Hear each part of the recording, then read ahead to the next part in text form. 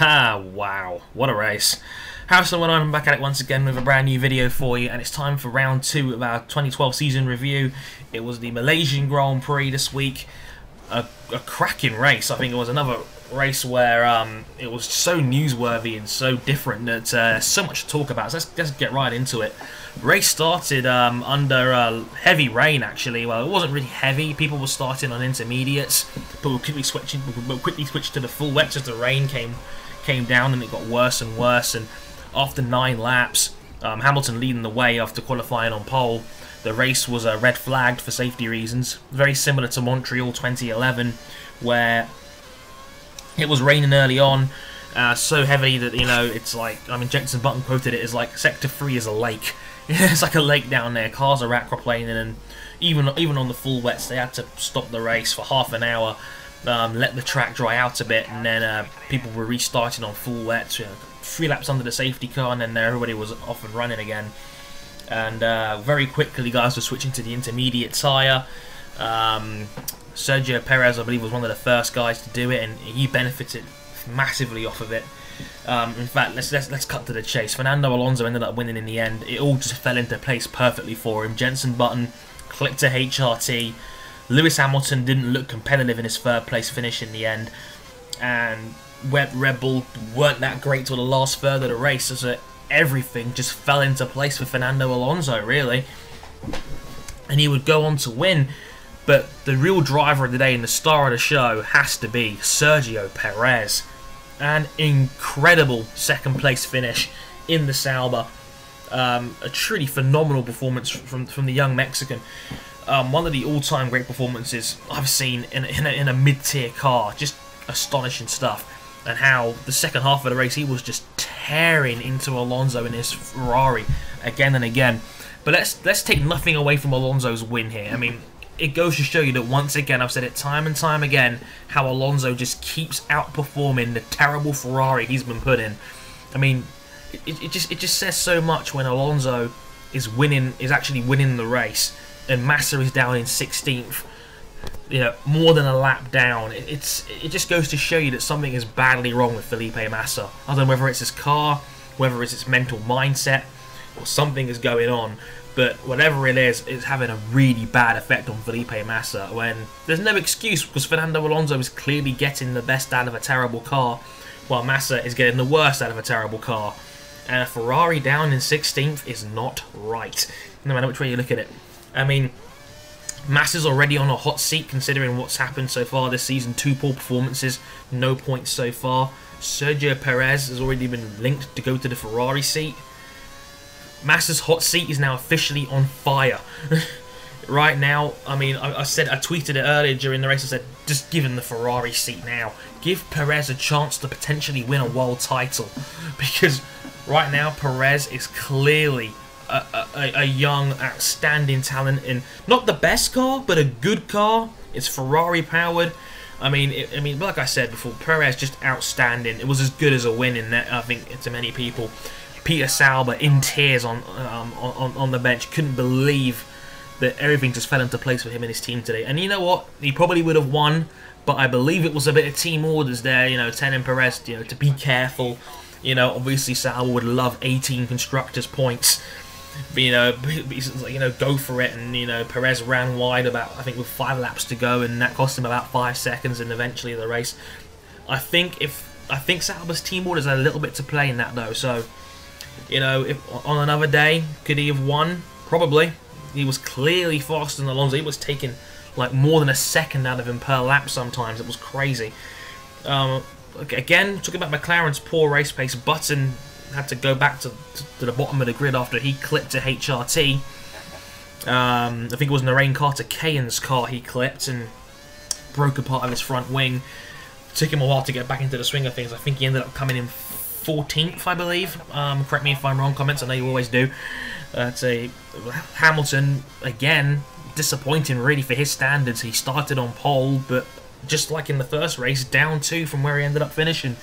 I believe it was the first pit stop Hamilton had, where he overshot his pit box a little bit. It took time to get the jack underneath the car, and by that point, since everybody was pitting for new tyres, you know, to avoid an unsafe release penalty, they had to wait to release him, and that hurt Hamilton in the long run. It cost him several seconds, and after that was just stuck in a, you know, driving his own race in third, really, and that was the story of the race. I mean, Red Bull didn't look too great either. I mean, Red Bull were looking on course for solid-ish points.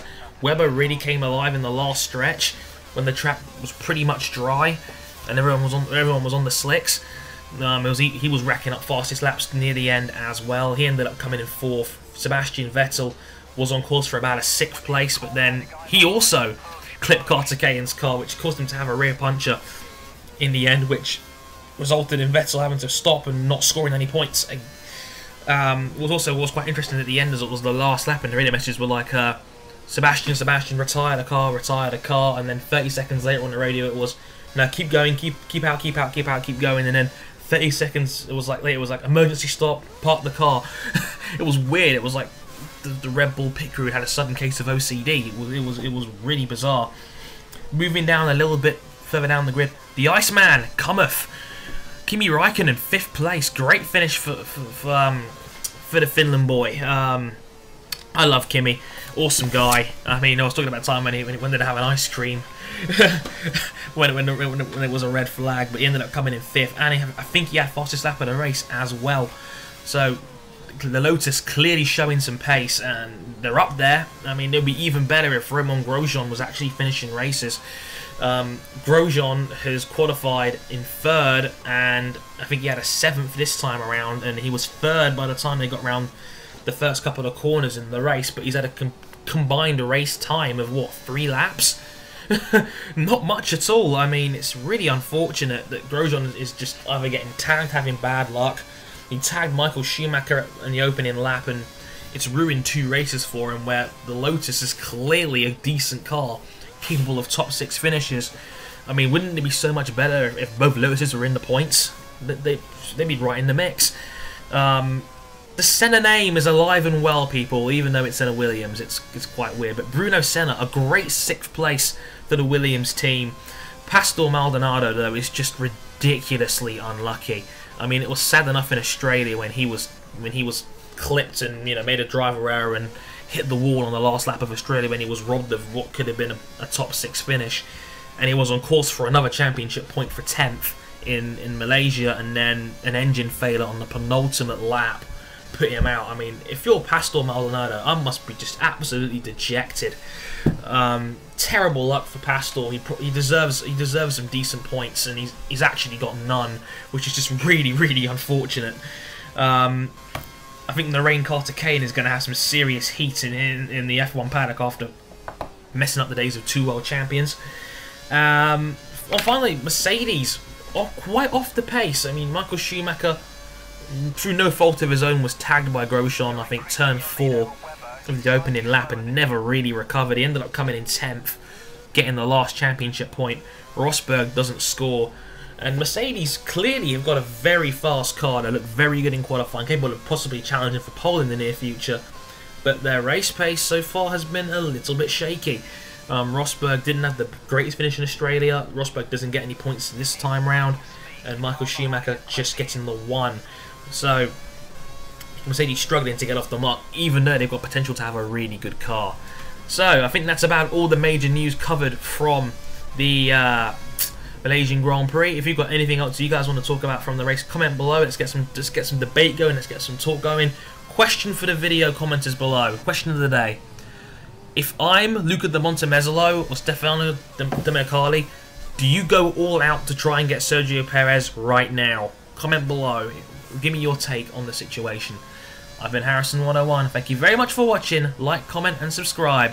And I'll catch you next time. Sayonara.